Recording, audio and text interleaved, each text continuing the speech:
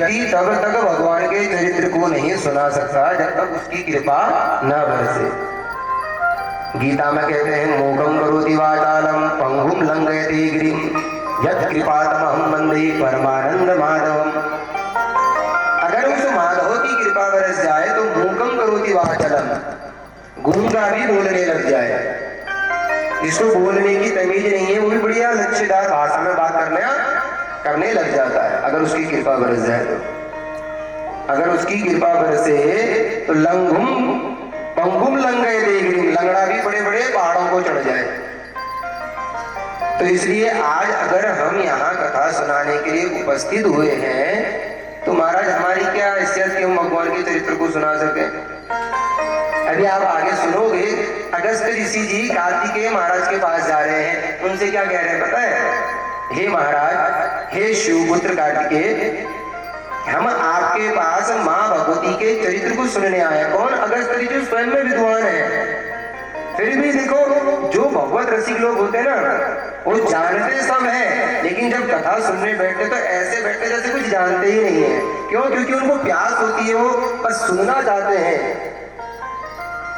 तो वहां पर कार्तिकेय जी कह रहे हैं, हे अगस्त ऋषि, एक तो आप पूज्य ब्राह्मण, मेरी इतनी कहाँ क्षमता कि आप जैसे विद्वान ब्राह्मणों के सामने मैं कुछ कह सकूं, और माँ के चरित्र तो अनंत है, फिर उनके चरित्र को गाने की इतनी मेरी क्षमता नहीं है। फिर भी माँ की कृपा से जो मेरा भाव बनता है मैं आपको सुनाऊंगा। फिर भी देखो, शिव पुत्र है, माँ भगवती के पुत्र है, फिर भी कह रहे मेरी इतनी क्षमता नहीं कि मैं सुना सकूं। और फिर हम धरती में रहने वाले छोटे से मच्छर से हम भले माँ के चरित्र को क्या सुना सकते हैं बताइए? जितना सुना रहे हैं, जितना सुन रहे हैं, ये समझो सब माँ की कृपा से हो रहा है। करते हो तुम कन्हैया, मेरा नाम हो रहा है, मेरा आपकी कृपा से सब काम हो रहा है। मैं पद का अहंकार तो कभी भी कथा के बीच में नहीं लाना है आप लोगों को। वो कहते ना, जब मैं था तब हरि नहीं, अब हरि है मैं नाई, प्रेम गली अति साकरी तामे दोना समाई। या तो आपके अंदर मैं कर रहा हूं यही रहेगा, या फिर भगवान ही रहेंगे। पर जो कर रहे हैं, कराने वाले अंदर बैठे हैं, हम तो एक माध्यम मात्र है, बस उनके दिशा निर्देश के अनुसार आगे को चल रहे हैं। इसलिए व्यासपीठ से मैं आप सभी लीदी ग्रामवासी वालों को बहुत बहुत धन्यवाद करता हूं कि जो आपने मां भगवती के चरणों में मुझे यहाँ आने का सौभाग्य प्रदान कराया। और विशेष तौर में बार बार मुझसे गोगीना और लीदी ही निकल रहा है, बार बार मैं जबान को रोक रहा हूँ अपने बार ना। पिछले वर्ष गत वर्ष मैंने 22 को वहां कथा करी थी, बार बार नंदा भैया और गोगीना ही निकल रहे हैं। समान राम पर्चा रखा है सामने देखने के लिए ना, तो ज्यादा दूर नहीं है, सब एक ही है। तो ऐसे पावन पवित्र चरित्र जो हमारे भूपेंद्र कौरंगा जी ने हमें बताया यहाँ के बारे में कि कौरंगा वासियों का ये मूल गांव है, जड़ जिसे कहते हैं, और उसमें भी फिर माँ भगवती का प्रांगण। ऐसे प्रांगण में अगर हम कथा कर रहे हैं तो ये तो बड़े बड़े सौभाग्य की बात है। उस माँ को भी मैं धन्यवाद करूंगा जिसने अपने चरित्र सुनाने के लिए हमें यहाँ बुलाया है। मुलाकात वस्तुतः हमारी सर्वप्रथम बात हमारे भूपेंद्र जी से बात हुई थी, फिर घर में स्वयं जो मुलाकात के तौर पर हमारे खड़क सिंह, घुसाल सिंह और हमारे भूपेंद्र सिंह जी तीनों श्रीमान जी जब आए, तो उसके बाद उनके माध्यम से आप लोगों के बीच में आने का यहाँ में सौभाग्य प्राप्त हुआ। तो इसलिए व्यासपीठ से भी मैं आप सभी का हार्दिक स्वागत और अभिनंदन करता हूँ। फिर भागवत कमेटी, जिस भागवत में जिनके द्वारा यह योजना बनाई गई, संचालन हो रहा है, एक उन्हीं का नहीं, अगर करने वाले 3 दिनों का नाम है, वो 3 लोग यहाँ कथा सुनने आए और बाकी लोग चले जाए तो शोभा बनेगी।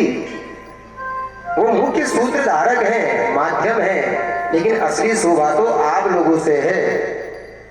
क्योंकि हमारे गुरुजी जब वृंदावन में हमें पढ़ाते थे तो क्या कहते थे? श्रोता यदि श्रोता तो वक्ता भी वक्ता। समझ रहे ना? शब्द सही थोड़ा कठिन तो नहीं है मेरी। श्रोता सुनने वाले, श्रोता यदि श्रोता, वक्ता जो बोल रहे हैं वो भी वक्ता।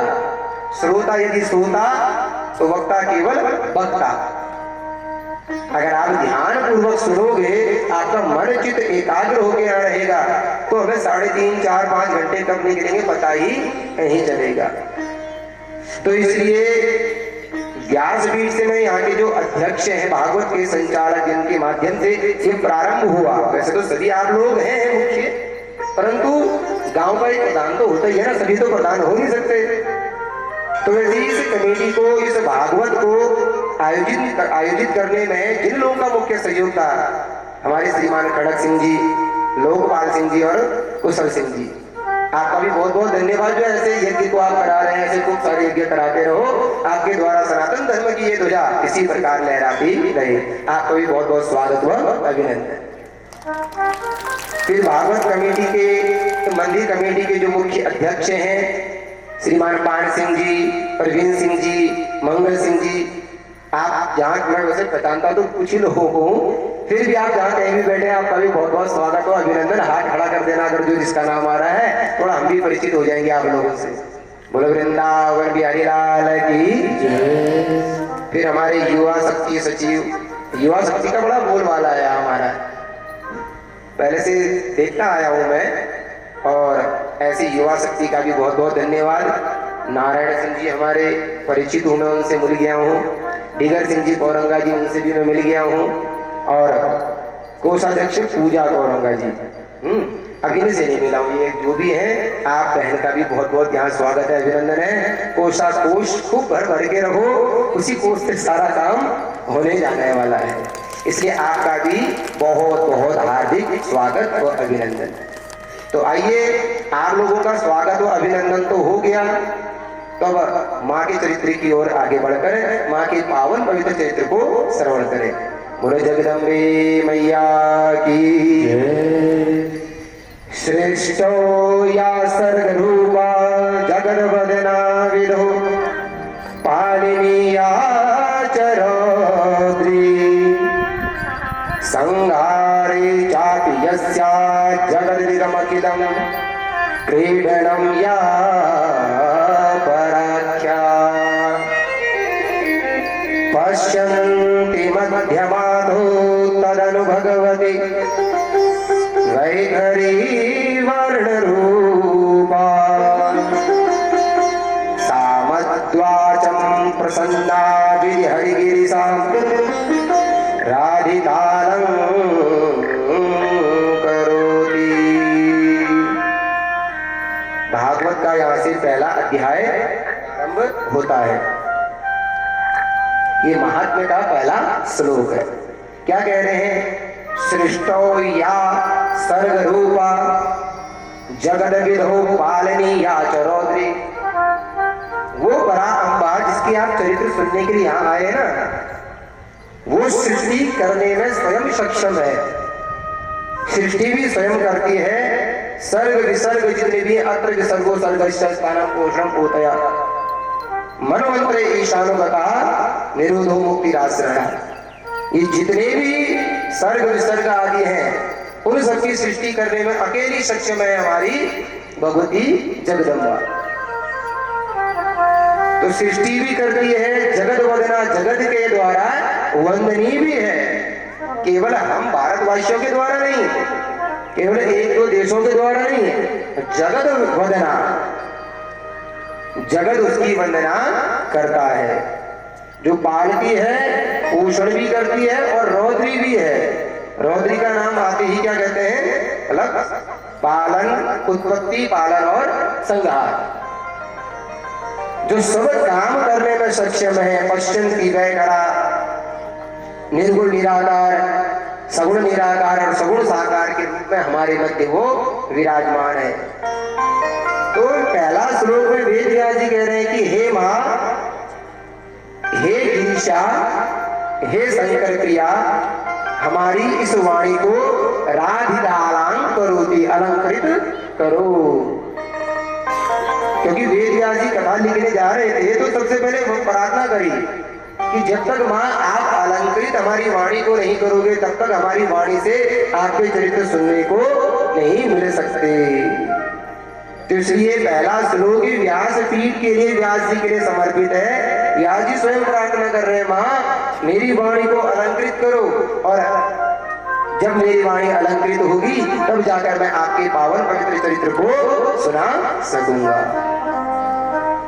आप सभी जानते हैं ये देवी भागवत का पावन पवित्र चरित्र नैमिषारण्य की पावन भूमि में प्रारंभ हुआ था। क्यों हुआ, किसके लिए हुआ, उद्देश्य क्या था, ये सब आप आगे सुनेंगे। आप सभी जानते हैं एक ओंकार से वेद व्यास जी ने 4 वेदों की रचना करी। कितने वेद? 4 वेदों की। पंचम वेद के रूप में महाभारत को रचा। तो भी वेद व्यास जी के मन को शांति नहीं मिली। तब वेद व्यास जी ने 18 उपपुराण, 18 महापुराण रच डाले। जब ये सब रच दिए गए तब जाकर उनमें से एक उपपुराण है जिसका नाम श्रीमद् देवी भागवत है। वैसे प्रायः लोग देवी भागवत को ना महापुराण कहते हैं। अब जिन्होंने भागवत पढ़ी है ना, तो वो वास्तव में पुराण क्या है, महापुराण क्या है, इस तत्व को जानते हैं। जो पुराण 10 लक्षणों से युक्त हो उसे महापुराण, बड़ा पुराण कहते हैं, और जो पुराण केवल 5 लक्षणों से युक्त हो उसे उपपुराण कहते हैं। तो ये हमारा देवी भागवत महापुराण नहीं है, ये क्या है, उपपुराण। अभी आएगा पंच लक्षणा। मां स्वयं कह रही है कि मेरा ये वांग्मय जो स्वरूप है, ये भागवत है, देवी भागवत, ये पंच लक्षणा है। इसलिए हमारा यह देवी भागवत क्या है, श्रीमद् देवी भागवत पुराण। अभी भी महा भी कह दिया तो बुराई उसमें भी नहीं है, लेकिन विद्वान पुरुष केवल इसको पुराण ही कहकर संबोधित करेंगे। तो ऐसा यह वेद व्यास जी के द्वारा रचित श्रीमद् देवी भागवत महापुराण सभी श्रोतागण आप लोग यहाँ सुनने के लिए उपस्थित हुए हैं। जब देवी भागवत प्रारंभ हुआ तो ऋषियों ने सूत जी महाराज से प्रश्न किया। क्या किया? अधुना श्रोतुमिच्छामि पावनात् पावनं परम् भक्ति मुक्ति प्रदं नृणाम् अनासायेन सर्वसा। हे सूत जी महाराज, अब हम उस भगवती के चरित्र को सुनना चाहते हैं। कौन कह रहे हैं? 88,000 ऋषि। किससे कह रहे हैं? सूत जी महाराज से। ध्यान रखना, मैं बीच में खड़ा होकर किससे भी पूछ लेता हूं कि कौन किससे पूछ रहा है और कौन सुना रहा है। और अगर आप ध्यान पूर्वक सुन रहे होंगे तो जवाब दे देंगे महाराज सुनाने वाले कौन? सूत जी महाराज। सुनने वाले कौन? 88,000 ऋषि। तो इसलिए 88,000 ऋषियों का प्रतिनिधित्व कर रहे हैं सौनक जी। तो 88,000 ऋषियों का प्रश्न था, महाराज ऐसा कोई पुराण है जिस पुराण को सुनने से हृदय में ममत्व जागृत हो जाए? ऐसा कोई पुराण है जिसको सुनने के बाद वात्सल्य भाव जागृत हो जाए? ऐसा कोई पुराण है जिसमें मां की ममत्व दिखाई पड़े? हे सूत जी महाराज, ऐसा पुराण हमें सुनाने का कष्ट करें।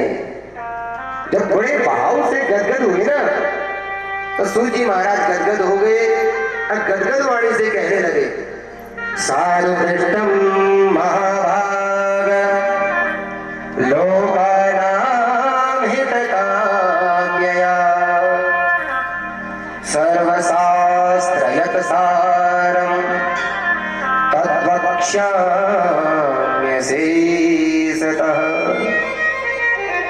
हे सौनक आदि ऋषियों, साधु पृष्ठम महाभाग। बहुत सुंदर प्रश्न किया है आपने। अब मैं तुम्हें वो चरित्र सुनाने जाऊंगा जो सभी शास्त्रों का सार है, जिसको सुनने के बाद कुछ सुनना शेष ना रह जाए।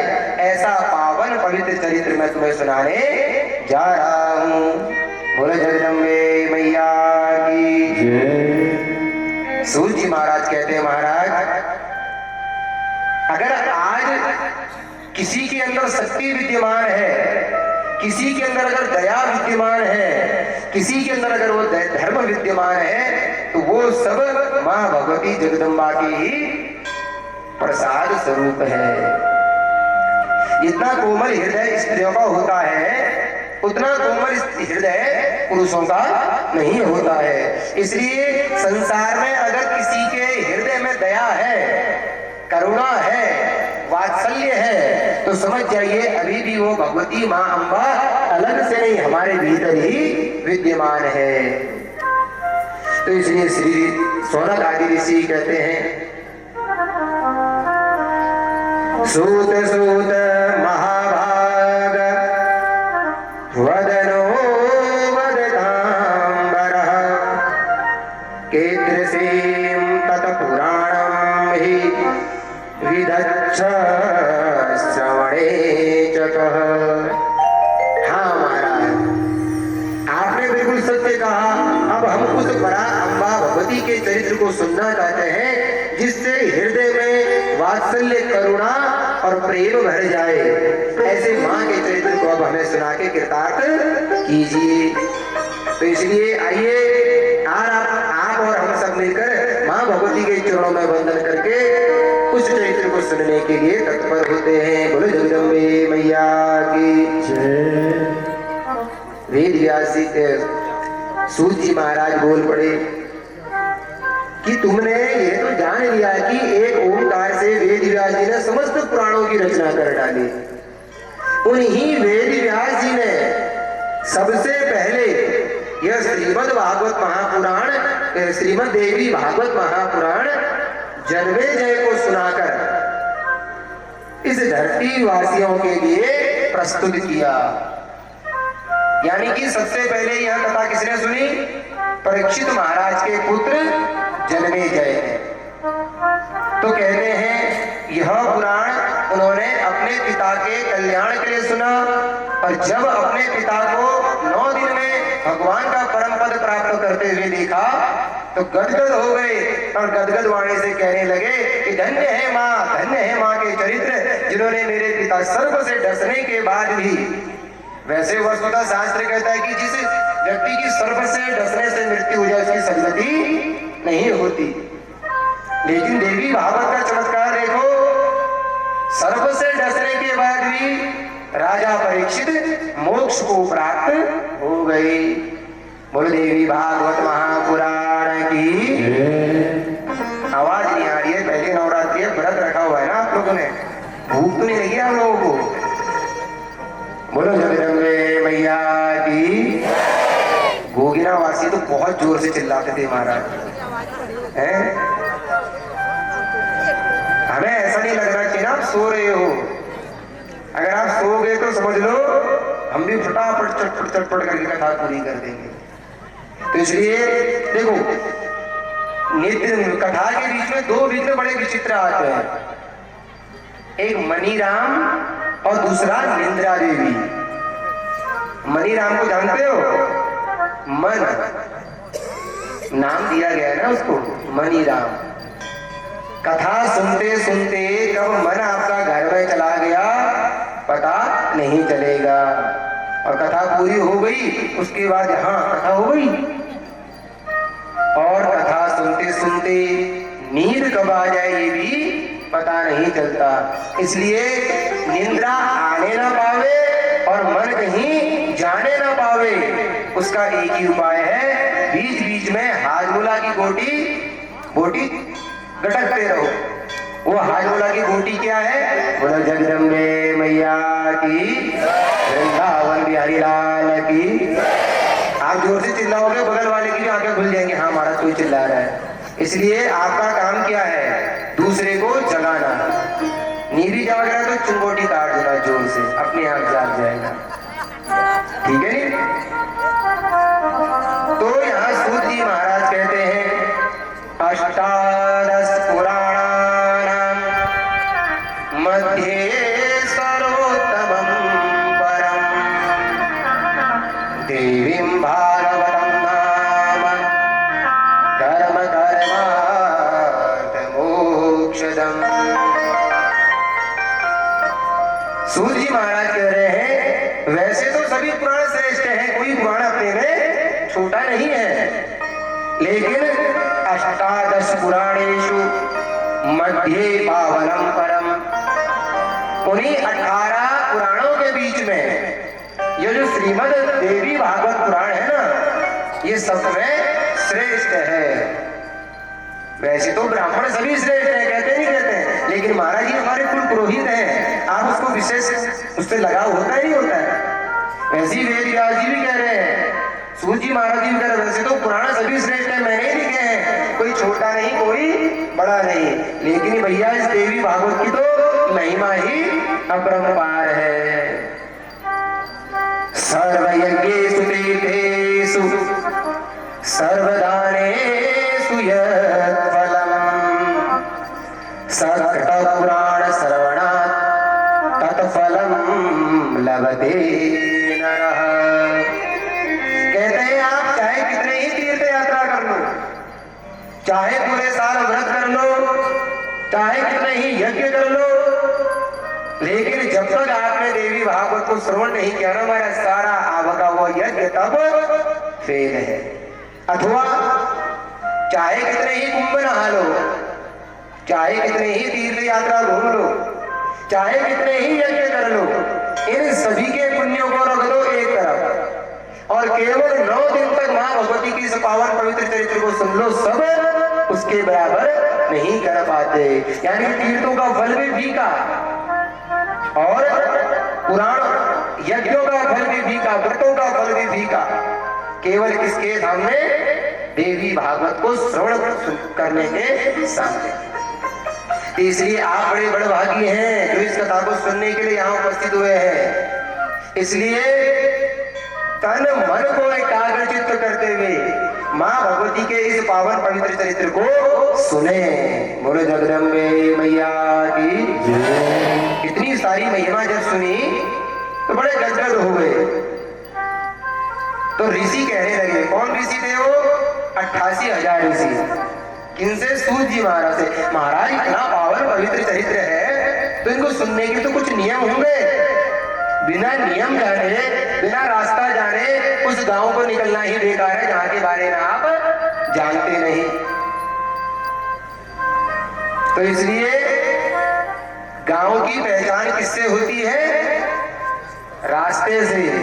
एक पहाड़ी में कहा होता है ना, ग्वासफेर ग्वाड्रेट, हमारे पिथौरागढ़ थली की साइड की है ये थोड़ा कहावत, यहाँ भी होती है कि गांव की पहचान रास्ते से होती है। इसी प्रकार भागवत के इस चरित्रों की पहचान किससे होती है? उनके नियमों से। किस प्रकार आप नियम पालन कर रहे हैं, किस प्रकार उनका आचरण कर रहे हैं। तो वही ऋषि महाराज पूछ रहे हैं, क्या कह रहे हैं कि महाराज इस पावन पवित्र चरित्र को सुनने के नियम क्या है, कृपया करके हमें बताइए। तब हमारे श्री सूत जी महाराज कहने लगे, मासानां नियमो नात्र दिनानां नियमोऽपिनः सदा सेव्या देवी भागवतं नरैः। सूत जी महाराज कह रहे हैं कि वैसे तो देवी भागवत को सुनने के लिए मासानां नियमो नास्ति, कोई बहना नहीं है। जब मन में आपके सुनने का है तब इसका आयोजन कर लेना चाहिए। बस कब? जब आपके मन में श्रद्धा हो कि माँ के चरित्रों को सुनना है। यहाँ लिखा है साफ शब्दों में, मासानां नियमो नात्र, महीना का कोई नियम नहीं है। चाहे शुक्ल पक्ष हो या फिर कृष्ण पक्ष हो, 1 मास हो या बीच में 2 मास हो, कोई नियम नहीं है। बस ना दिन का नियम, ना वार का नियम, किसी भी प्रकार का कोई नियम नहीं है। तो कह रहे सदा सेव्या सदा सेव्या।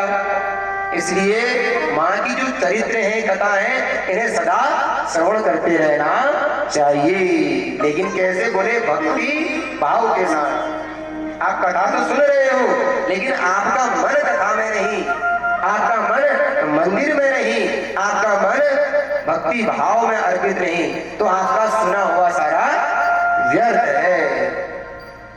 कथा सुनने से कल्याण होगा इसकी कोई गारंटी नहीं है, स्वयं भागवत कहता है, लेकिन गारंटी उसकी है जो मनन करेगा। आपने श्रीमद् भागवत महापुराण सुनी होगी, तो उसमें जब गौकर्ण जी कथा सुनाते हैं, उनके भाई धुंधकारी को लेके चले जाते हैं केवल अकेले, और सभी श्रोताओं को छोड़कर चले जाते हैं। तो उन श्रोताओं ने प्रश्न किया कि महाराज हमारे साथ ये भेदभाव क्यों हुआ, ये महापापी धुंधकारी की तो भगवान ले गए, लेकिन हमें क्यों नहीं ले गए। तो वहां पर एक सूत्र आता है, श्रवणम तो कृतम सर्वम न तथा मननम कृतम सर्वश्री वेदेना कथा वेदोत्र संस्थिता। श्रवण तो सबने किया, लेकिन मनन केवल धुंधकारी ने किया, तो इसलिए उसका कारण हो गया, उसका कल्याण हो गया। इसलिए आप सभी का कल्याण भागवत सुनने से होगा इसकी कोई गारंटी नहीं, लेकिन मनन करोगे तो इसका कल्याण, उसका फल आपको मिलेगा, इसकी पूरी गारंटी रहती है। तो इसलिए देवी भागवत सुनने आए हो तो तन मन धन तो कोषाध्यक्ष ने ले लिया होगा आपसे, तो फिलहाल अब क्या बचा आपके पास, तन और मन, अब वो हम ले लेते हैं। तो अपने तन को मन को देवी भागवत के समीप रख दो। 3 घंटे के लिए, 4 घंटे के लिए, जितने भी समय के लिए आप यहाँ बैठे हो, केवल यहाँ के होके रह जाओ बस, उसी में आपका कल्याण सुनिश्चित है। तो इतने में सौनक आदि 88,000 ऋषियों ने प्रश्न किया। किससे प्रश्न किया है महाराज? 88,000 ऋषियों ने प्रश्न किया। किससे किया? सूत जी महाराज। क्या किया कि महाराज ये तो आपने बता दिया, निष्काम भाव से जो माँ की सेवा करते हैं वो तो कभी भी सुन सकते हैं, लेकिन अगर कोई सकाम भाव से भगवान की सेवा करता है कि मेरा ऐसा हो, मेरा भला हो, मैं ऐसा करूं वैसा करूं, तो उनको कब करनी चाहिए? तब सूत जी महाराज कहते हैं हाँ सही कहते हो, उनके लिए कुछ महीने बताए गए हैं। वो कौन कौन से हैं? अश्विनी मधुमासे तपोमासे शुचो तथा चतुर्षु नवरात्रिषु विशेष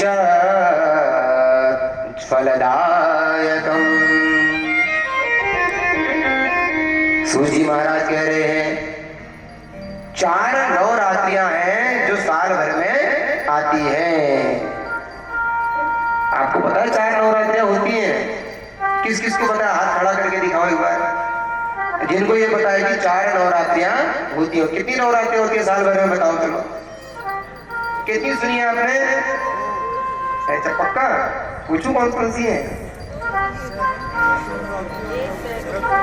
वैसे मुख्य 2 नवरात्रियां हैं, शारदीय और चैत्र, लेकिन 2 गुप्त नवरात्रियां भी होती हैं।